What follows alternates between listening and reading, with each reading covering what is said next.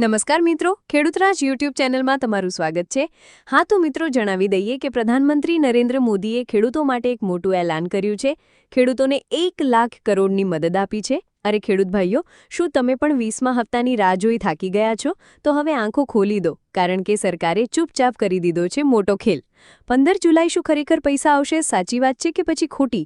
આખો ખુલાસો થશે આજના વિડીયોની અંદર, તો વિડીયોને તમે છેલ્લે સુધી જરૂર જોતા રહેજો। હમણાં દેશભરના કરોડો ખેડૂત ભાઈઓ માટે ખૂબ મોટી ખુશખબરી સામે આવી છે। દેશભરમાં જે ખેડૂત ભાઈઓ પ્રધાનમંત્રી ખેડૂત સન્માન નિધિ યોજનાની 20મા હપ્તાની રાહ જોઈ રહ્યા હતા, એમને હવે રાહ જોવી પડશે નહીં।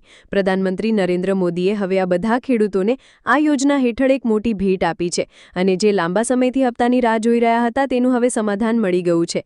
છેલ્લા ઘણા દિવસોથી ખેડૂત ભાઈઓને સોશિયલ મીડિયા પર વિવિધ તારીખો બતાવવામાં આવી રહી હતી। ક્યારેક કહેવામાં આવ્યું કે આજે પૈસા આવશે અને ક્યારેક કહેવામાં આવ્યું કે કાલે પૈસા આવશે। ક્યારેક નવી તારીખ સામે આવી તો ક્યારેક બીજો કોઈ દિવસ સામે આવ્યો। આ બધી વાતોથી ખેડૂત ભાઈઓ ફક્ત ભટકાયા છે। ભારત સરકાર દેશભરના તમામ પાત્ર ખેડૂતોને વર્ષે 3 વખત 2000ના હપ્તા આપવામાં આવે છે। કુલ 6000ની આર્થિક સહાય આપવામાં આવે છે।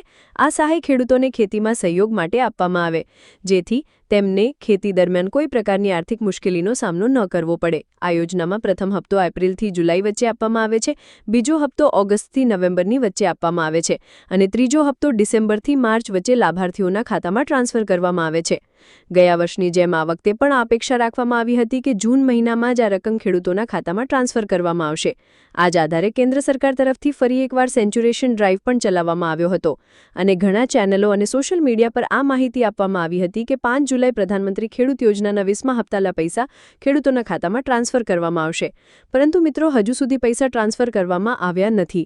હવે પ્રશ્ન એ છે કે પૈસા ટ્રાન્સફર શા માટે કરવામાં નથી આવ્યા? તો તેનો જવાબ છે કે કેટલીક ટેકનિકના કારણોસર પૈસા ટ્રાન્સફર કરવામાં થોડુંક મોડું થયું છે।